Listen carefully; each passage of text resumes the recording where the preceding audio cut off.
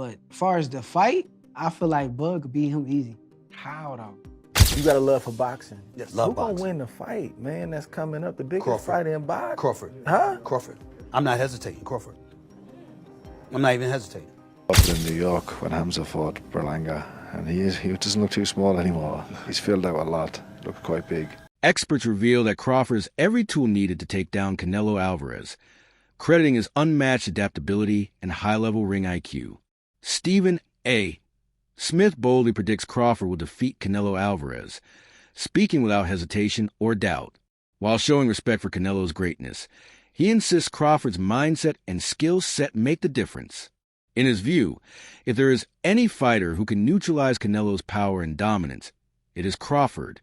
You got a love for boxing. Yes, love Who boxing. gonna win the fight, man? That's coming up, the biggest Crawford. fight in boxing. Crawford. Huh? Crawford. I'm not hesitating, Crawford. I'm not even hesitating. Crawford. You will gonna stand on that all the way to September 13th? I love Canelo. Crawford will beat Canelo. Crawford will beat Canelo by decision. I can't see anybody knocking out Canelo Alvarez. But I do believe that if you can box and you can move, that you can beat Canelo. You can outpoint him. That's right. When I think about Canelo, one of the things that I don't like about Canelo, despite his greatness, and a neck as wide as Broadway for crying out loud, Right. it's like almost every shot has to be a power shot. It's a power shot, yeah. That's not beating Crawford. I will confess, I think Gervonta Davis's trainer, Cal, I think he said this. He said Crawford could find himself in trouble if he decides to engage with Canelo, because Canelo is the naturally bigger, strong fighter. And I don't care that Crawford's gotten bigger, and I don't care that Crawford's going to go in there just as big as Canelo. Canelo is accustomed to fighting at the weight, and Crawford is not. And Canelo is a genius in this regard. You don't see him show up for fights not ready. He's always ready. always prepared. He's always gotta ready. give He's him that. always prepared. So I think he's the slower fighter, though. And I think that Crawford is brilliant as a boxer. And I think that between switching to conventional and southpaw, using his jab and movement, I think that Crawford is going to outpoint Canelo because he's faster. But I don't think he's going to. Analysts draw a fascinating comparison between Errol Spence and Canelo Alvarez. They explain how Spence, much like Canelo, brings a Mexican-influenced fighting style built on skill, grit, and constant pressure. The logic is clear. If Crawford could decisively overcome Errol Spence, it stands to reason he can also handle Canelo Alvarez. Spence's technical game, footwork, and body attack mirror Canelo's strengths. Analysts argue this proves Crawford has the tools, adaptability, and sharp mentality to counter Canelo's style. The comparison builds a stronger case that Crawford can succeed, since he already conquered a fighter with similar attributes. One wins by way of knockout. Is there a drastic difference in skill set and style between Errol Spence and Canelo Alvarez? There's not. There's not. There's obvious differences. But is there a drastic difference? No. Errol Spence is flat-footed, aggressive, come forward, and a pressure fighter. Canelo Alvarez is aggressive, come forward, flat-footed, and a pressure fighter. Overall, their skill set is pretty much the same skill set. The difference is durability, for one. Canelo Alvarez has as great of a chin as there is in the sport of boxing historically, where we've seen Errol Spence hurt in the past, early in his career, and then you've seen him, buzzed by Yordenis Ugas. But obviously, Errol Spence has suffered the horrific car accident, okay? Errol Spence suffered the 2 major eye injuries. Shakur Stevenson dismisses the weight gap debate between Crawford and Canelo Alvarez. To him, Crawford's talent, ring IQ, and all-around skills far outweigh size concerns. He argues that Crawford has faced enough diverse opponents to prepare him for a challenge of this scale. Stevenson stresses that boxing is not just about weight. It's about timing, precision, and neutralizing advantages. In his eyes, Crawford has consistently adapted to every situation. For Stevenson, the result depends on execution and strategy, not size, and he firmly believes Crawford can beat Canelo. I feel like Bud could beat him easy. How though? What are your thoughts on Terence Crawford, Canelo Alvarez? Terence going up another 2 weight classes. Just got to 54. He's skipping 60, going straight to 68, talking about what's going on. I feel like once he beat Canelo, that will be like one of the greatest resumes in boxing ever, just because of the fact that he's going up 2 divisions just to fight this guy, and this guy's bigger than him. And not only did you just crush Errol Spence, but you go out there and the way that he beats Canelo too. If he go out there and just dominate and make it an easy fight, honestly, I think that that's going to be like one of the best resumes I ever seen. But as far as the fight, I feel like Bud could beat him easy. How though? Don't give me everything. Just how is it? For me, it's a blueprint already. Floyd was a lot smaller than Canelo when he fought him. You keep Canelo on the outside. I ain't going to even say too much, but you keep him on the outside and make it easy. Amir Khan pushes back against doubts about Crawford's chances, especially regarding size and strength. He praises Crawford's mastery of sharp, accurate shots and body work, noting these tools were key in victories over elite names like Errol Spence. Khan highlights Crawford's ability to dictate tempo and find openings with smart movement and pinpoint accuracy. According to him, critics overlook how such refined skills can dismantle bigger opponents. Khan argues Crawford's body work and tactical sharpness will be vital against Canelo, just as they proved decisive in past marquee wins. With both fighters, so yeah, I'm thinking of maybe going there. I've been asked to go there and obviously give my input on the fight before they go in the ring. And obviously I know both fighters. Canelo's a friend now after our fight we had, and also Crawford had shared training camp with him as well. It's a good fight. But I'm not going to say too much. Okay. I'm going to save it till on the day of the fight. Okay. But look, it's going to be a mega fight. Honestly, it's hard to pick the winner. Yeah. But like I said, it's a close one. I know you said you don't want to say too much, but when people talk about Crawford boxing on the outside and using it to movement, almost making it boring in a sense, do you think he can do that with the added weight that gets put on and him boxing in that certain style that we haven't really seen him box like before? In terms of boxing on the outside and almost sort of that stick and movement type. Talking about Crawford, yeah? Crawford, yeah. Look, Crawford's going to probably do the same thing that he knows best, which is box, be smart, slow movements, small steps. So only small steps he's taking. So I mean, look, and it's always worked for him. Every fight he's been in, we thought that the fight with Spence was going to be hard, and he made it look so easy. Now, we've never really seen him in a hard fight where we've seen him in trouble, so maybe this could be the fight that puts him in that trouble to see what he's going to be like when he's under pressure. Yeah. You know what I mean? We've never seen either fighter under pressure, like a lot of pressure. I mean, you can't say... Maybe Golovkin for Canelo, I guess you could say. Exactly, yeah, Golovkin, yeah. But other than that, I don't class the Mayweather fight a hard fight, because Mayweather just a runner, wasn't he? Yeah. But, I guess Bivol had the size Bivol had the size advantage, but this one, I think Canelo has the size advantage. But then again, I've always said Crawford puts on the weight well. If you look at size of him, you see his picture when he was like 185. He looked huge, but he looked jacked up, and he looked strong at the weight as well. Promoter Eddie Hearn admits he once doubted Crawford against Canelo Alvarez. But after meeting him in person, his outlook changed. What impressed him most was Crawford's unwavering confidence and determination to win. Hearn stresses that at the highest level, mental strength often separates victory from defeat. This new perspective convinced him that Crawford's mindset, combined with his elite skill set, makes the fight more competitive than expected. While acknowledging Canelo's strengths, Hearn now sees a real path for Crawford to claim victory. Are you still favoring Crawford in the fight, or has your opinion changed? I mean, I've always favoured Canelo in the fight. Well, I've heard that you want Canelo to win, but you feel... Of course, yeah. I like Terence. But I've worked a lot with Canelo, and I think... just because of what I saw in Riyadh and because of the threat, and he's getting on as well, Crawford, but it's just like the mindset of Crawford. Like, there's no doubt in Terence Crawford's mind that he wins this fight. And when you spend a bit of time with him, you kind of start buying into that. And I guess that's what happened in Riyadh, because I travelled with him to the fight, and but it's a 50-50 fight. I think gun to head, I'm probably picking Crawford right now, but I want Canelo to win, and he can win for sure. But Terence is going to make it really tricky and awkward for him, and I don't think he's going to like that kind of. Former fighter Andy Lee calls Crawford versus Canelo Alvarez a fight the sport needs.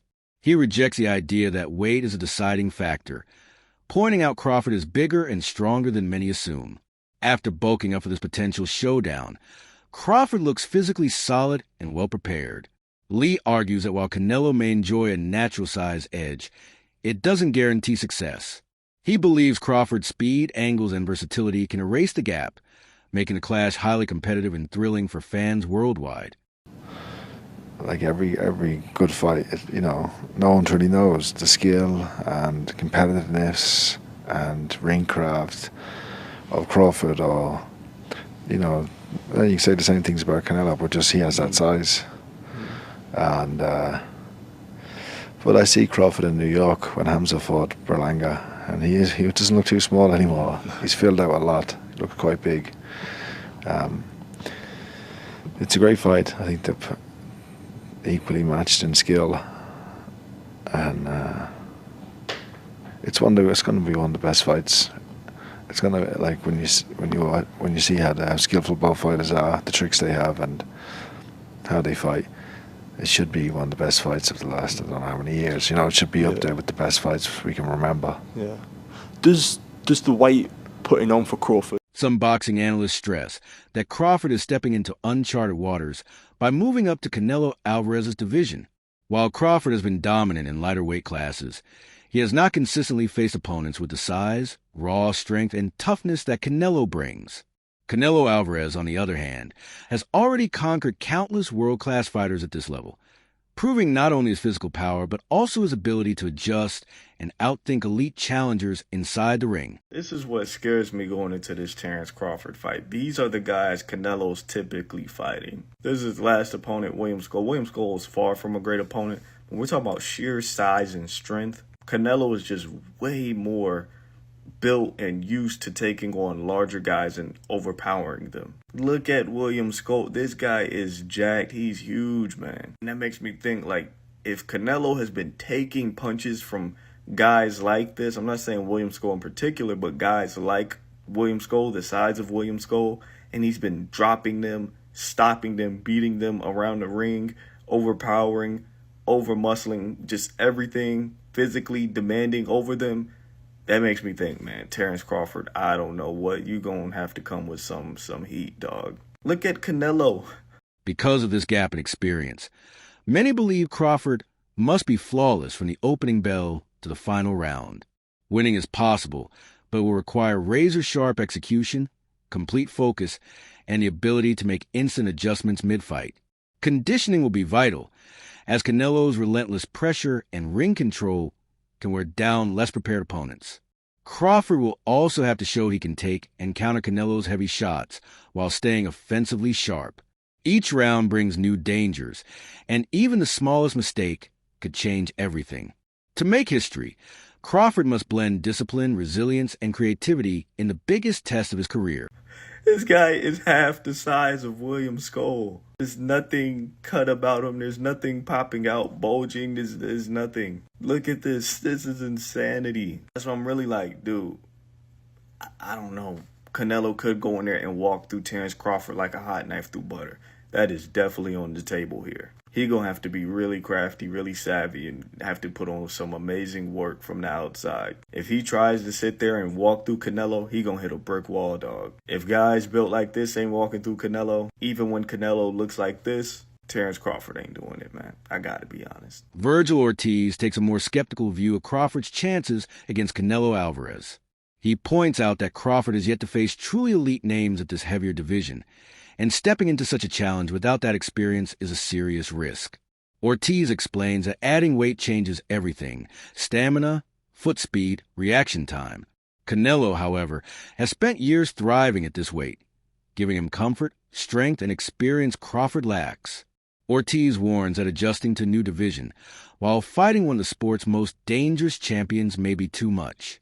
He admits Crawford's skill is undeniable, but believes the jump in weight tilts the odds heavily toward Canelo. I don't think he is, but if he beats Canelo, he'll be like my #1 fighter of all time. You don't think Crawford beats Canelo? I don't think so. And look, hear me out. I respect Crawford and everything that he's doing, but he just moved up from 147, so I'm just going to treat him as a 147 pounder. He's jumping up 3 weight classes to fight someone who was like the #1 fighter in all of boxing, you know. The jump would be hard, even if it was just like some top 10, you know. Bud, would you say he's a very smart fighter? Yes. Very calculated, Yes. right? Don't you think that maybe he sees something that most people aren't seeing? I think he does, but the thing is he going to be able to even like to capitalize on it? Because he's a smaller fighter, and look, I think people are thinking at the aspect of, can Crawford do it? Yes, I think he can do it, but